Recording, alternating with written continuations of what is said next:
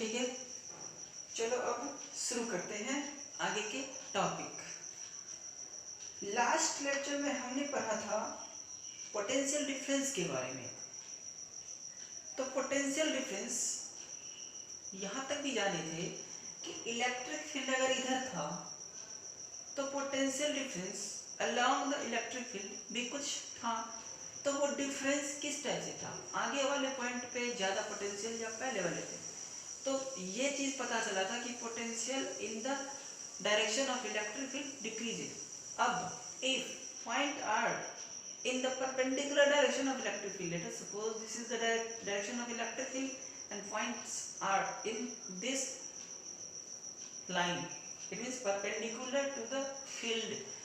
तो at that point, उस point पे तुम जितने भी परपेंडिकुलर वाले लाइन पे जो पॉइंट है सब पे पोटेंशियल सेम आए थे। तो ये सब हमने सीखा था। आज पढ़ना relation between electric field and electric potential. तो ये चीजें देखना है।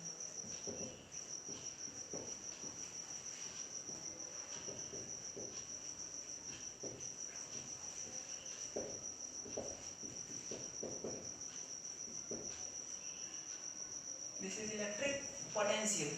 तो ये चीजें समझना है, ठीक है। तो चलो इसे समझते हैं। मान लो कोई इलेक्ट्रिक फील्ड इस डायरेक्शन में है, ठीक, कोई इलेक्ट्रिक फील्ड इस डायरेक्शन में है, तो कहीं ना कहीं कोई ना कोई तो चार्ज होगा जो इसे प्रोड्यूस कर रहा होगा। अब इसमें कोई चार्ज Q नॉट मान लेता हूँ, रख दिया Q नॉट चार्ज। तो इस चार्ज पे फोर्स किधर लगेगी, इधर फोर्स लगेगी इधर। तो इस चार्ज पे अगर यहाँ पे कोई चार्ज है, इस चार्ज पे जो फोर्स लगेगी F बराबर Q नॉट E लगेगी या नहीं लगेगी।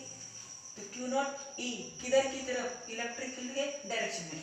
E इलेक्ट्रिक फील्ड है, मैग्नीट्यूड होगा QE और ऊपर लगा लो, it means force in the direction of electric field. तो इधर की तरफ फोर्स लगेगी, it means this charge will try to accelerate. तो क्या किया जाता है, तो इस पे एक एक्सटर्नल फोर्स लगाया जाता है जिससे कि ये चार्ज एक्सेलरेट ना करे, जिससे कि ये चार्ज एक्सेलरेट नहीं करे। तो फोर्स एक्सटर्नल कितना लगेगा, opposite to this force, opposite to this force. तो एक्सटर्नल फोर्स जो इस पे लगाना पड़ता है so that this charge will not accelerate.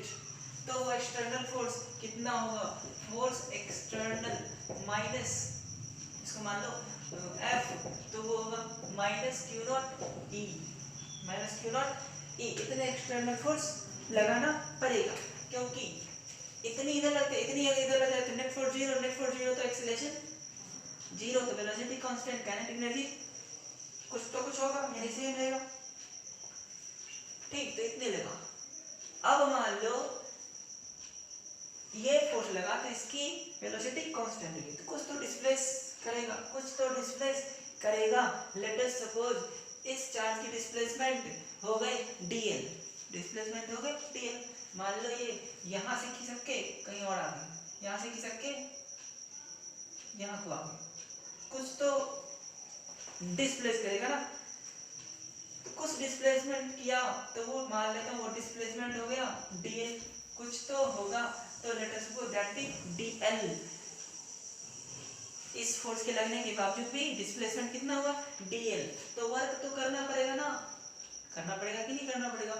तो देखो small work done by external force, small work done by external force, dw किसकी है, ये एक्सटर्नल फोर्स की है ये। तो वो कितनी होगी, वर्क होते हैं फोर्स और डिस्प्लेसमेंट की डॉट प्रोडक्ट, तो minus QE dot dl vector, ठीक है। तो बहुत बढ़िया। तो यहाँ पे स्मॉल डिस्प्लेसमेंट का स्मॉल वर्क, तो टोटल डिस्प्लेसमेंट की टोटल वर्क ऐसे अब इंटीग्रेट कर दें, तो वर्क क्या हो जाएगी, इंटीग्रेशन करने के बावजूद हो जाएगी, दोनों साइड अगर इंटीग्रेट कर दो तो यहीं पे कर लो, चलो ये कर लिया इंटीग्रेशन, ठीक, ये कर लिया इंटीग्रेशन कर लिया, तो ये हो गए टोटल वर्क। अब ये वर्क कहाँ से कहाँ, ये डिस्प्लेसमेंट dl है, कहाँ से कहाँ गए, मान लो let us suppose this was, ये थे dl, ये था b, पॉइंट को यानी वहाँ पे a, यहाँ पे b, यहाँ पे b, तो ये जो dl है कहाँ से कहाँ तक गया है, a से b तक गया है। dl कहाँ से कहाँ तक गया, a से b तक। तो वर्क डन कहाँ से कहाँ होगा, a से b। वर्क डन a से b किसका, एक्सटर्नल फोर्स का है, तो वो छोड़ देते हैं, a से b minus Q E dot dl। तो ये हमारे हो गए। अब इसमें देखा जाए इलेक्ट्रिक फील्ड तो वही रहेगा, वो तो चेंज होगा नहीं, चार्ज तो वही रहेगा, वो भी चेंज होगा नहीं। चार्ज कौन सा था, क्यू नॉट था ना, तो यहाँ पे क्यू नॉट देना था, क्यू नॉट।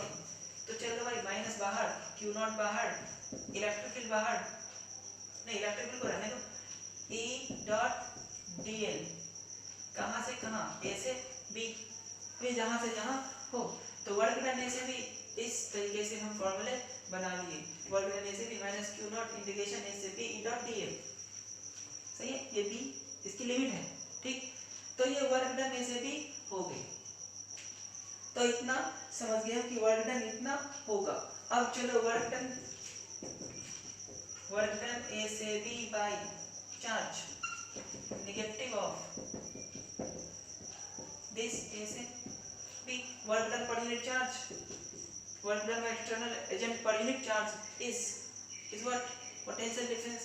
तो कहाँ से, BB minus BA, work done A से B, तो B पे ज्यादा A पे कम, B पे ज्यादा A पे कम। तो ये चीज है BB minus BA minus A से B E डॉट dl। समझ में आ रहा है क्या, BB minus BA E dot dl। अब देखो B पे ज्यादा A पे कम, ये B तो बाद वाले पॉइंट है, B तो बाद वाले पॉइंट है। हमने सीखा है कि इलेक्ट्रिक फील्ड की डायरेक्शन में बाद वाले पॉइंट पे पोटेंशियल कम होगा, तो कम माइनस ज्यादा नेगेटिव, इसलिए तो यहाँ पे नेगेटिव शो कर रहा है। This negative shows that this potential is decreasing, ये हम पहले भी जान चुके हैं। इस तरीके से पोटेंशियल डिफरेंस का ये भी एक सिस्टम यानी कि फॉर्मूला हम समझ गए। तो पहले इतना नोट कर लो, तो नोट हो गया। अब देखते हैं इलेक्ट्रिक फील्ड x के डायरेक्शन में भी हो सकते हैं, y की भी, z की भी डायरेक्शन में। तो अगर इलेक्ट्रिक फील्ड जो वेक्टर क्वांटिटी है अगर वो ऐसे हो EXI plus EYZ plus EZK, x की तरफ, y की तरफ, z की तरफ, सब की तरफ हो इलेक्ट्रिक फील्ड, तो क्या करें, एंड डिस्प्लेसमेंट वेक्टर भी कुछ कुछ हो, यानी कि x की तरफ XI, y की तरफ YJ, z की तरफ ZK इतनी हो डिस्प्लेसमेंट, यानी दोनों वेक्टर दिए हुए हो, देन तब क्या होगा, पोटेंशियल डिफरेंस, पोटेंशियल डिफरेंस भी, इसको हम dV भी कह सकते हैं, पोटेंशियल डिफरेंस dV भी कह सकते हैं। तो यहाँ पे VB माइनस VA ये कितने हो जाएंगे, E डॉट dl। अब यहाँ पे A भी देने की जरूरत है ही नहीं, A भी देने की जरूरत नहीं पड़ेगी, क्योंकि अब मुझे पता है कि हम कहाँ से कहाँ जा रहे हैं, अब मुझे पता है कि कहाँ से कहाँ जा रहे हैं, E डॉट dl। तो बात यह है कि इंटीग्रेशन करेंगे E डॉट dl, तो दो वेक्टर की इंटीग्रेशन क्या पता है, दो वेक्टर के इंटीग्रेशन में होते हैं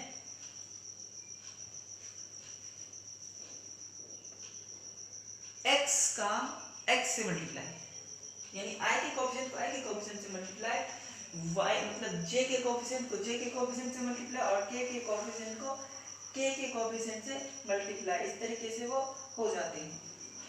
तो यहाँ पे दोनों वेक्टर को ऐड कर मतलब मल्टीप्लाई करनी पड़ेगी, तो ठीक है कर लेता हूँ, EX into x plus EY into y plus EZ into z। मैंने क्या किया यहाँ पे समझ में आया, E डॉट dl का है, E डॉट dl, दो वेक्टर के मल्टीप्लिकेशन ऐसे होते हैं, EX I के कोएफिशिएंट j का j और k के कोएफिशिएंट को k से मल्टीप्लाई करना है। तो इस तरीके से ये हमारे हो गए, तो यहाँ से हम ऐसे कर सकते हैं। अब बात ये है कि ये डिस्प्लेसमेंट छोटा वाला था ना, डिस्प्लेसमेंट तो ये छोटा वाला था और हमने क्या ले लिया, तो छोटा डिस्प्लेसमेंट छोटा छोटा लेना चाहिए था ना, छोटा छोटा डिस्प्लेसमेंट ले लेता हूँ हर डायरेक्शन में, क्योंकि हमने क्या लिया है छोटा सा डिस्प्लेसमेंट, तो dx dy dz ऐसे कर करके लेना ज़्यादा अच्छा होगा। तो एक काम करो, इसको dx कर दो, इसको dy कर दो और इसको dz कर दो, तो ज्यादा अच्छा होगा। इलेक्ट्रिक फील्ड x की तरफ y की तरफ सब आ गए, तो नोट कर लो। ठीक है, तो यहाँ तक हम समझ लिए। डॉट प्रोडक्ट पीछे माइनस थे, पीछे माइनस था ना, इंटीग्रेशन में माइनस था तो लगा देना। अब ये समझना है कि जब तक ये पोजीशन x चेंज नहीं होगी तब तक ये पोटेंशियल डिफरेंस नहीं होगी। x चेंज होगी तभी तो ये पॉइंट चेंज होगी। तो यहाँ से अब हम ऐसे भी इसको change in potential of 2 points, यानी कि डिफरेंस इन पोटेंशियल, इसको हम ऐसे भी dv भी कह सकते हैं। dv बराबर negative of e dx plus अच्छा ex dx ey dy ez dz। तो देखो x की तरफ y की तरफ z की तरफ सब है, इसको dv कर दिया हमने। तो अगर पर्टिकुलर डायरेक्शन के लिए लिया जाए, किसी एक डायरेक्शन के लिए लिया जाए एक टाइम में, तो हम इसको बारी बारी से कह सकते हैं। एक बार हम इसको ऐसे भी कह सकते हैं, dv बराबर minus e dx ex dx। Electric field constant जोड़ेगा बाहर, dx अगर इंटीग्रेशन निकालें, तो dx का x होगा, तो उस टाइम में कोई एक पॉइंट के लिए यहाँ पे चेंज इन पोटेंशियल तो होगा नहीं। अगर ये चेंज इन पोटेंशियल लें तो यहाँ पे चेंज इन पोजीशन भी लेना पड़ेगा। तो इस तरीके से हम ये भी कर सकते हैं। तो यहाँ से electric field along x axis minus dv by dx। इस केस में क्या होते हैं, जब सिर्फ एक डायरेक्शन को मानते हैं तो उस टाइम में बाकी के डायरेक्शन को हम कांस्टेंट समझते हैं। इस टाइम में बाकी के डायरेक्शन को हम कांस्टेंट समझते हैं, तो y और z उस टाइम में कांस्टेंट मान लेते हैं। y और z कांस्टेंट माने जा रहे हैं, y और z कांस्टेंट। ठीक, तो बाकी के डायरेक्शन की जब बात करें सेकेंड टाइम, अगर dv को हम ले लें दूसरा वाला माइनस ey dy, तो यहाँ से electric field along y axis minus dv by dy। इस टाइम में x एंड z कांस्टेंट है। फिर थर्ड में अगर dv equals minus ez dz में, तो यहाँ से ez हो जाएगा माइनस dv बाई dz। इस टाइम में x एंड y कांस्टेंट है, यानी कि x और y के डायरेक्शन, मतलब x और y के डायरेक्शन में पोजीशन चेंज नहीं हो रहे हैं। ये चीजें यानी वो सब चीजें जीरो ऐसे करके लिए जाएंगे। तो इतने सारे चीजों को देखते हुए मुझे ये पता चला है कि जब कोई एक डायरेक्शन में x के डायरेक्शन में या y के डायरेक्शन में या z के डायरेक्शन में अगर पोजीशन चेंज हो, पॉइंट्स चेंज हो, तो पोटेंशियल भी चेंज होगी और इलेक्ट्रिकल इस तरीके से डिफरेंशिएशन करने पे आएगी। अगर ये चेंज ना हो तो ये भी चेंज ना हो, ना x चेंज हो ना v चेंज हो। तो ऐसे केसेस में E बराबर v बाई l कहते हैं। ऐसे केसेस में E बराबर v by l। When position does not change, तो पोटेंशियल भी चेंज नहीं होगी। तो किसी पॉइंट के लिए दिस टेंड्स टू 0, तो ये करीब करीब v हो जाए, ऐसे समझ लो ना, ऐसे लिख लो। बट सीधा लिख लो, इलेक्ट्रिक फील्ड होते हैं v बाई l या v बाई d, कुछ भी, यानी कि जब ये चेंज हो ही ना तो ये किसी पर्टिकुलर पॉइंट के लिए फिक्स होगा, तो v बाई d। इसे नोट कर लें और समझ लें। ठीक है, तो नोट हो गया और समझ में भी आया होगा। तो देखा कि हम इलेक्ट्रिकल तीनों डायरेक्शन में होते हैं, बट किसी एक पर्टिकुलर डायरेक्शन की जब हम बात करते हैं तो बाकी के डायरेक्शन को कांस्टेंट समझ लेते हैं।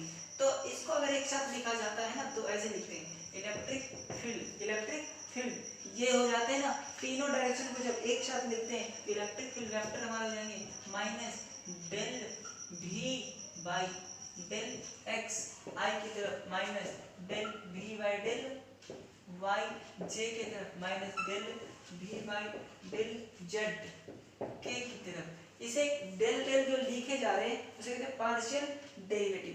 पार्शियल डेरिवेटिव ये होते हैं डेल पार्शियल डेरिवेटिव। मैथ की चीज है ये। इसका मतलब होता है कि इस टाइम में आप x की तरफ ही डिफरेंशिएशन कर रहे हैं, बाकी के डायरेक्शन को आप कांस्टेंट मान रहे हैं, उसकी बातें नहीं होगी इस टाइम में। y की जब बात होती है तो x एंड z के डायरेक्शन को कांस्टेंट मानेंगे, z के टाइम में x एंड y कांस्टेंट होगी। ये होती है पार्शियल डेरिवेटिव, इसे समझ लें। और एग्जांपल है हमारे पास एक इलेक्ट्रिक फील्ड है along x axis, electric field है along x axis, electric field है अलोंग एग्जांपल है x एक्सिस, और पोटेंशियल डिफरेंस है दो पॉइंट के बीच की a एंड b, तो VA माइनस BB दिया है 10 वोल्ट। इलेक्ट्रिक फील्ड के डायरेक्शन है x की तरफ, x एक्सिस के दो पॉइंट पे VA माइनस BB दिए हुए हैं 10 वोल्ट। अब और ये मान लो a का कोऑर्डिनेट है, a का कोऑर्डिनेट है, a का कोऑर्डिनेट मान लो 2 5 एंड b का कोऑर्डिनेट है 4 8 मीटर में है। तो बताना है मान लो a दिस कोऑर्डिनेट से इस एक्सिस के बीच में कहीं है, कहीं पे भी है।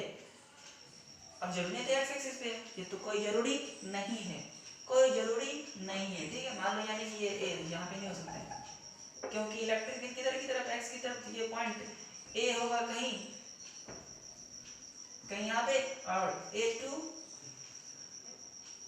x2 y5 x4 y8 यहाँ पे कहीं a यहाँ पे होगा और b यहाँ पे होगा, माना गया। तो ठीक है, लेकिन x की तरफ कितना चला है 2 से 4, x की तरफ इफेक्टिव डिस्टेंस तो 2 से 4 मींस 2 मीटर ही चला है। तो सॉल्यूशन में क्या हो जाएगा, इलेक्ट्रिक फील्ड होते हैं, हमने अभी पढ़ा था dv by dx की तरफ जा रहा है ना, इलेक्ट्रिक फील्ड x की तरफ निकालना चाह रहे हैं, तो electric field dv by dx, इसको हम ऐसे भी कह सकते हैं minus delta v by delta x, थोड़ा ज्यादा चेंज होती है तो ऐसे लिखते हैं। अब बात ये है कि हमने जो ये डेल्टा v है dv पर है वो vb माइनस va पर है, बाद वाली पॉइंट माइनस पहले वाली पॉइंट, हमें दिया va माइनस vb, तो कोई बात नहीं, माइनस टी मिलेगा, माइनस ये और माइनस 10 दो बार माइनस हो जाएगा, ठीक। क्योंकि हम एक ही सिस्टम पढ़े तो ज्यादा अच्छा है, vb माइनस va, एक माइनस यहाँ पे इसका एक माइनस। अब चेंज इन x की तरफ कितना चला है 2 से लेके 4 तक, 2 से लेके 4 तक, तो कितने चले 2 यानी कि 5 वोल्ट पर मीटर, न्यूटन पर कूलम भी होता है, यहाँ पे वोल्ट पर मीटर होगा, तो 5 वोल्ट पर मीटर, तो ये हमारे आंसर होगा 5 वोल्ट पर मीटर। इसे नोट कर लें। एक एग्जांपल है नेक्स्ट,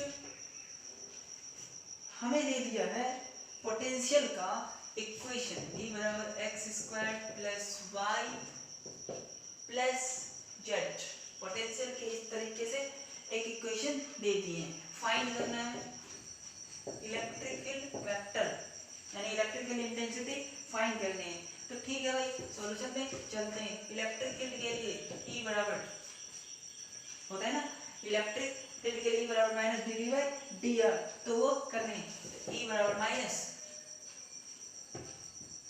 अच्छा x y z तीनों एक साथ है ना, x y z तीनों एक साथ है, तो हम ना पार्शियल डेरिवेटिव ले लेते हैं, minus delta v by delta x की तरफ, फिर माइनस कॉमन ले चुका हूँ, delta v by delta y की तरफ, फिर plus delta v by delta z की तरफ, ये जो होगी I होगी, ये J होगी और ये K की तरफ होगी, एक x वाले I की तरफ, y वाले J की तरफ और K की तरफ, माइनस x वाले जब delta v by delta x कर रहे हैं तो सिर्फ x की तरफ की डिफरेंशिएशन करने हैं, x की तरफ का डिफरेंशिएशन कितना होगा, इस वाले के लिए सिर्फ इसकी होगी, इसका और इसका 0 होगा, बाकी के डायरेक्शन को कांस्टेंट मानेंगे, तो कांस्टेंट की डिफरेंशिएशन तो 0 होती है, तो सिर्फ इसका होगा, तो कितना 2xi, जब ये निकालूंगा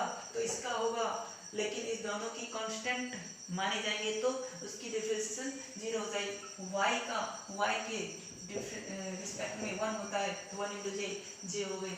फिर जेड के रिस्पेक्ट में करूँगा तो इसका तो 1 होगा, बाकी की रिलेशन कांस्टेंट का 0 हो जाएगा, नहीं दोनों का 0 हो जाएगा। यही चीज़ पार्शियल डेरिवेटिव की मीनिंग होती है। तो इस तरीके से ये हो गया हमारी इलेक्ट्रिक फील्ड। जो कुछ भी होगा इसकी क्या होगी, वोल्ट पर मीटर यूनिट होगी। अब जितने भी वोल्ट पर मीटर हो, पोजीशन अगर दिया रहता, एक्स दिया रहता तो दे देते। तो इसे समझ लें, नोट कर ले,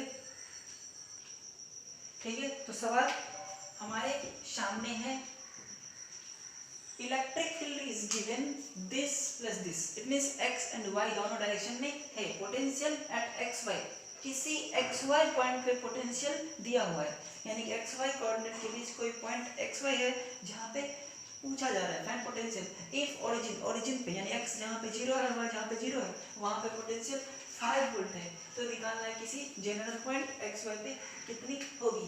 तो हमें पता है electric field minus d v by d l d x, जो कुछ भी कहें, चलो डी एल कह लो, आर कह लो, कुछ भी। तो ये चीजें अब यहाँ से ई डॉट डी एल बराबर, इधर माइनस ले लो, डी क्रॉस मल्टीप्लाई कर लिया, ई डॉट डी एल ये हो गई। तो वेक्टर ले लेता हूँ क्योंकि वेक्टर फॉर्म में दिए गए हैं। अब दोनों साइड इंटीग्रेशन कर लो तो पूरा का पूरा आ जाएंगे। अब बात ये है कि ई डॉट डी एल, ये डी एल जो है एक्स की तरफ भी है वाई की तरफ भी है, एक्स की तरफ भी और वाई की तरफ भी, तो इसको हम दोनों की तरफ लिखना पड़ेगा। तो डी एल हो जाएगा d x plus d y. तो यहाँ पर डी एल जो है ना, डी एल एक्स की तरफ भी है और प्लस वाई की तरफ भी है, तो यहाँ से माइनस ई डॉट, और ई कितना है लगा दो, जो है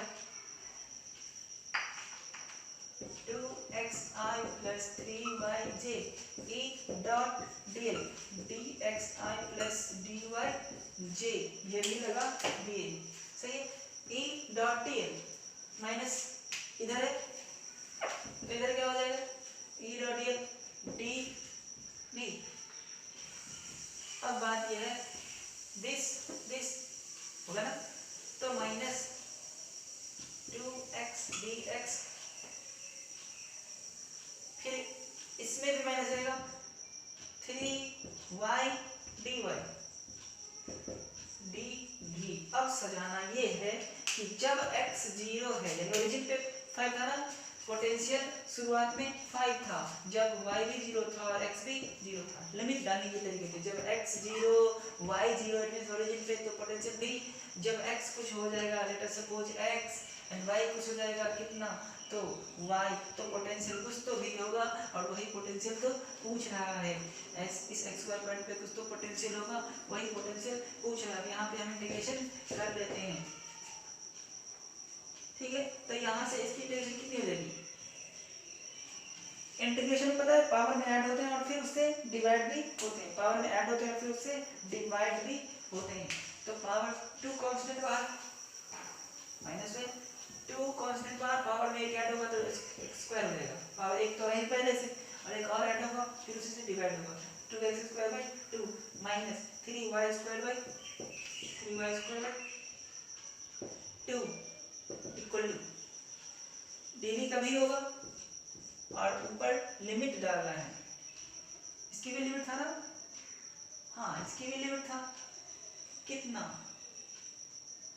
0 से x, इसकी कितना था 0 से y, इसकी कितना था 0 से 5, नहीं 5 से 0, 5 से 0, तो लिमिट डाल लो, अपर लिमिट डालते हैं पहले फिर लोअर लिमिट डालते हैं, 2 कैंसिल हो गई, तो minus x square, lower limit डालने पे तो 0 हो जाएगा, तो कोई फर्क पड़ेगा नहीं, minus 3y square by 2, lower limit डालेंगे माइनस करके upper limit minus lower limit, y की जगह पहले अपर लिमिट फिर माइनस y की जगह लोअर लिमिट, तो 3 0 तो वो सब हटा देंगे। हालांकि ये मैथ की चीज़, अपर लिमिट 0 माइनस 5, तो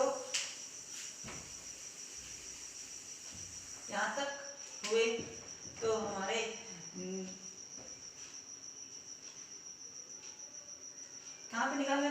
पोटेंशियल, जहाँ पे कुछ था ना,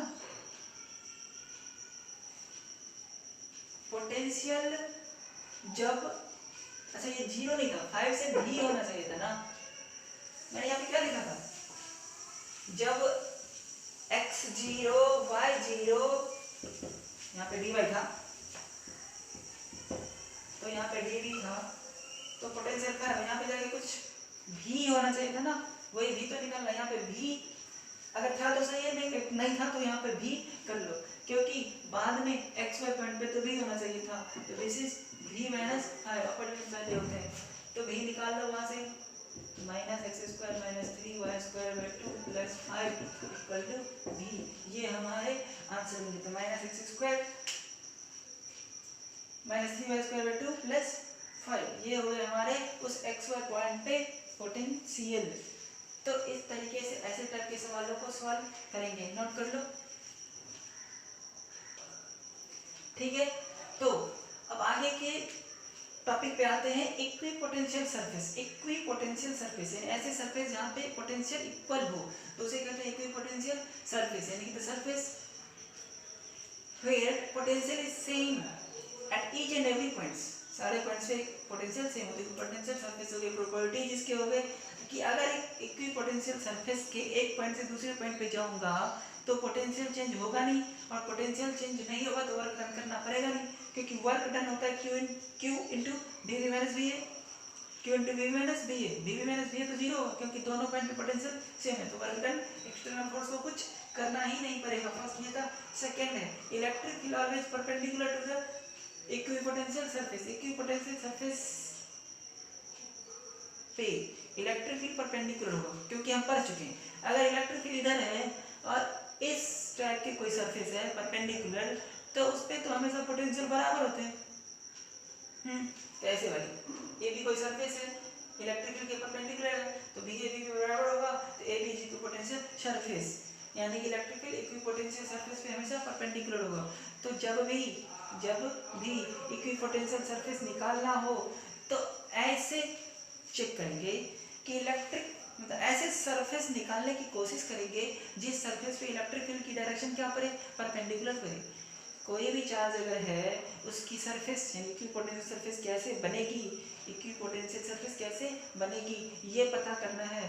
तो उस सरफेस पे हम इलेक्ट्रिक फील्ड ऐसे खींचें जिससे कि वो परपेंडिकुलर हो, और देखेंगे कि तब उस सरफेस की क्या मतलब शेप बना है, तो उसी टाइप की उस चार्ज का इलेक्ट्रिक पोटेंशियल मतलब इक्विपोटेंशियल सरफेस होगा। टू इक्विपोटेंशियल सरफेस कभी एक दूसरे को कट नहीं करते हैं, do not cross each other, ये चीज नोट कर लो, ठीक है। तो आगे वाला टॉपिक है examples of equipotential surface. Examples of equipotential surface, तो चलिए तैयार है इसके लिए। अब बात ये है कि एग्जांपल कैसे होगी, कभी पॉइंट चार्ज रख दें, कोई पॉइंट चार्ज कहीं पे रख दें तो उसकी इक्विपोटेंशियल सरफेस कैसी होगी, कभी लाइन चार्ज रख दें तो उसकी इक्विपोटेंशियल सरफेस कैसी होगी, कभी एक सीट रख दें, सीट टाइप का पेज टाइप का कंडक्टिंग नॉन कंडक्टिंग सीट, तो उसकी इक्विपोटेंशियल सरफेस कैसी होगी। अब हमें टेक्निक पता है, इक्विपोटेंशियल सरफेस अगर निकालना हो तो जो कोई भी टाइप के चार्ज है उसकी जो इलेक्ट्रिक फील्ड होगी वो ऐसे खींचना है जिससे कि उस सरफेस के हर पॉइंट पे परपेंडिकुलर डायरेक्शन में जाए। तो मान लो फर्स्ट है हमारे पास पॉइंट चार्ज, अगर पॉइंट चार्ज है तो कैसी इलेक्ट्रिक फील्ड उसकी इक्विपोटेंशियल सरफेस बनेगी। तो लेट अस सपोज एक पॉइंट चार्ज यहाँ पे हमने Q रख दिया, तो यहाँ से इलेक्ट्रिक फील्ड मान लो ये पॉजिटिव है, इलेक्ट्रिक फील्ड पूरा निकलेगा, ठीक। तो ये पूरा इलेक्ट्रिक फील्ड इधर की तरफ बाहर की तरफ निकलेगा। तो अब ऐसे टाइप के इलेक्ट्रिक फील्ड अगर है तो कैसे खींचूं जिससे कि हमारे मान इलेक्ट्रिक फील्ड कैसे इधर की तरफ,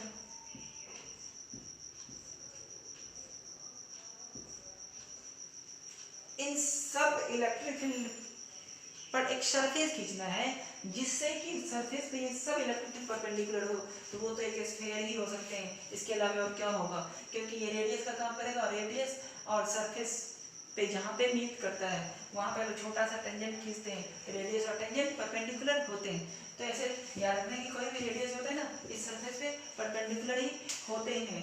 रेडियस सरफेस पे परपेंडिकुलर होते हैं। अगर वहां पे टेंजेंट खींच ले तो इस तरीके से अगर हम पॉइंट चार्ज के अराउंड में एक स्फीयर खींच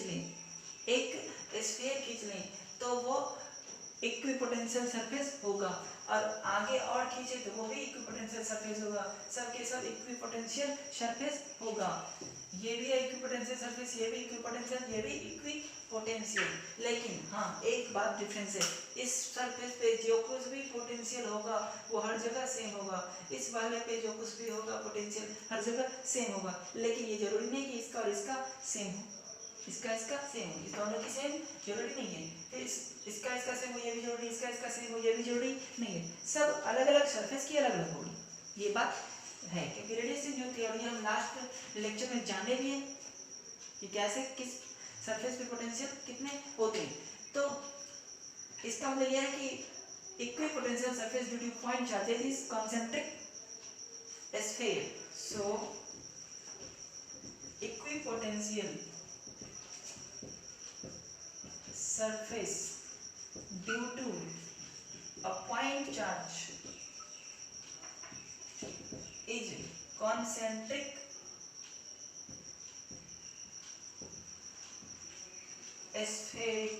sphere, concentric sphere होगा वो।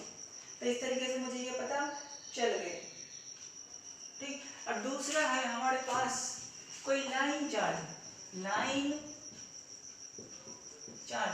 मतलब कि ऐसे ये चार्ज है,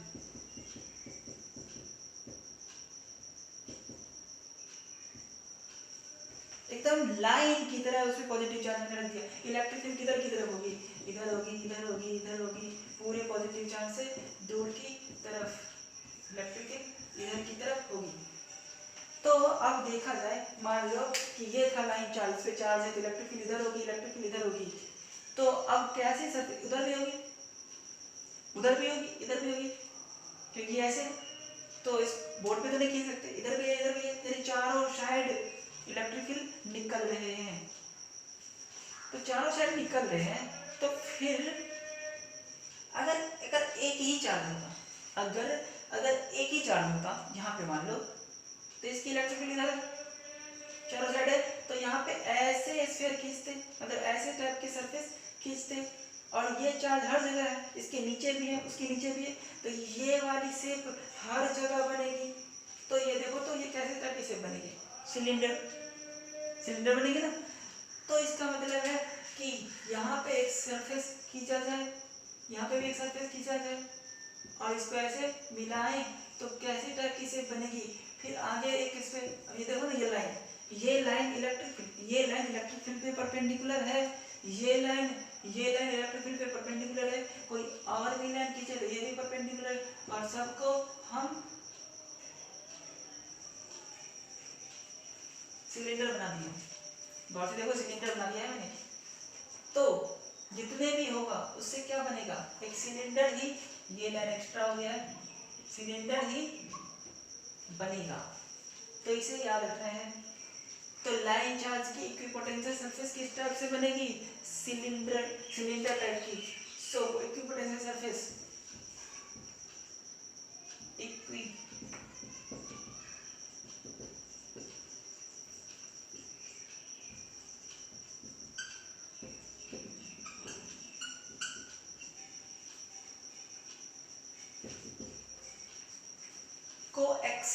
कोएक्सियल सिलेंडर कहते हैं इसको। एक ही एक्सिस है और एक ही एक्सिस है, बहुत सारे सिलेंडर अलग अलग रेडियस के होगा। ड्यू टू लाइन चार्जेस को एक्सियल सिलेंडर्स, बहुत सारे सिलेंडर्स होगा जिसकी रेडियस अलग अलग होगी। तो एक्सियल सिलेंडर्स में जिसकी रेडियस अलग अलग होगी, नोट कर लो इसे, ठीक है। तो ये समझ गए। अब एक और है हमारे पास, uniformly charge conducting non conducting sheet. कोई कंडक्टिंग शीट है, यानी मेटल की शीट है जिसमें चार्ज है, मेटल की एकदम पतली सी शीट है जिसमें चार्ज है। तो मान लेता हूँ ये शीट इस टाइप से है, जिसमें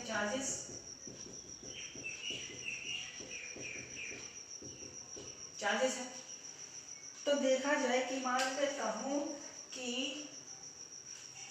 ये एक सीट है, एकदम पतली सी सीट है, ये सीट है, तो इस सीट पे जो बहुत सारे चार्ज है, चार्ज इलेक्ट्रिक फील्ड इधर बनाएगा, इलेक्ट्रिक फील्ड इधर बनाएगा नहीं, और इलेक्ट्रिक फील्ड इधर भी बनाएगा। तो ये सीट इस दोनों डायरेक्शन में इलेक्ट्रिक फील्ड बनाएगा। तो ये इलेक्ट्रिक फील्ड बहुत सारे इधर हो रहे हैं, तो इस इलेक्ट्रिक फील्ड पे हमें ऐसी सरफेस खींचना जो परपेंडिकुलर हो, ऐसी सरफेस खींचना है जो परपेंडिकुलर हो। तो मान लेते ये दूसरा है प्लेन, जो यहाँ पे ऐसे एक प्लेन खींच लिया, यहाँ पे, फिर आगे भी, फिर आगे भी। तो इस तरह से जैसे ये सीट है वैसे ही सीट टाइप की हर जगह हमें सरफेस मिलेगी, जिसको कहेंगे पैरेलल प्लेन। लाइन नहीं है वो, प्लेन है, पैरेलल प्लेन्स बनेंगे, इसके पैरेलल में बहुत सारे प्लेन्स बनेंगे। तो इसकी इलेक्ट्रिक फील्ड इसी के पैरेलल में बनते रहेगा, पैरेलल प्लेन्स की तरह।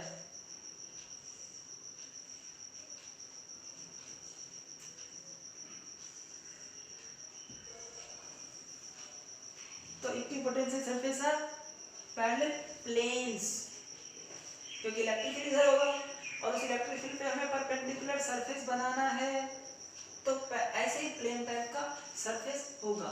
सो equipotential surfaces are parallel planes. यहाँ से इलेक्ट्रिक फील्ड ऐसे निकलेगी, इलेक्ट्रिक फील्ड ऐसे निकलेगी, तो इन सब सरफेस पे जितने भी सरफेस फर्स्ट सेकेंड थर्ड खींचा है उस सरफेस पे इलेक्ट्रिक फील्ड परपेंडिकुलर ही होगा। तो यहाँ पे क्या होगा, so equipotential surface, so equipotential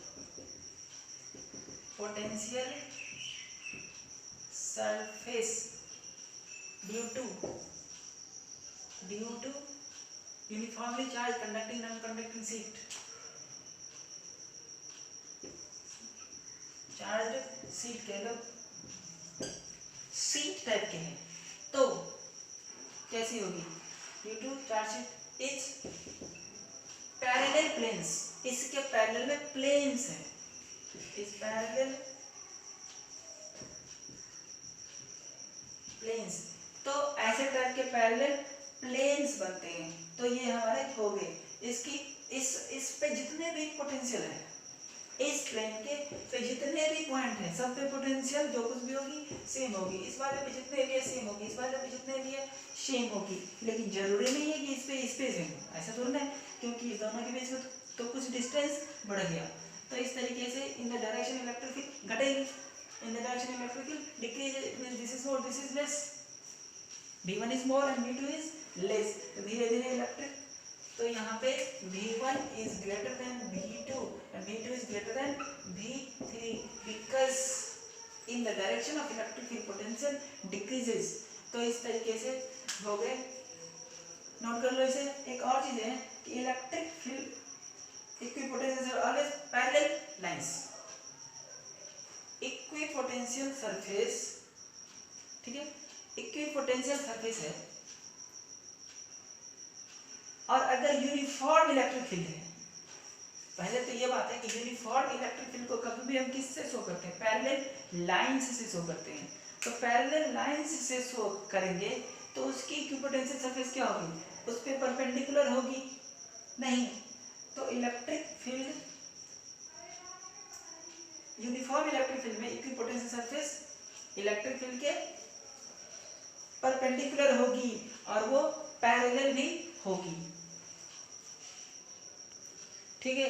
तो अभी जो हमने पढ़ा कि पैरेलल यानी कि ये सीट जो थे, सीट का पैरेलल प्लेन्स बनते हैं। तो सीट में देख रहा था कि ये इलेक्ट्रिक फील्ड बना रहे थे यूनिफॉर्म, क्योंकि इलेक्ट्रिक फील्ड जो जा रही थी पैरेलल जा रही थी। तो अगर यूनिफॉर्म इलेक्ट्रिक फील्ड है तो उसकी इक्विपोटेंशियल सरफेस पैरेलल प्लेन्स बनेगा। तो इसे नोट कर लेना है, in a uniform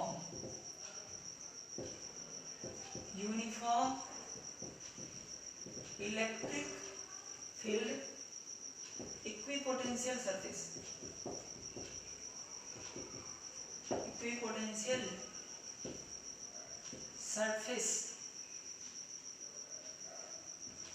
are parallel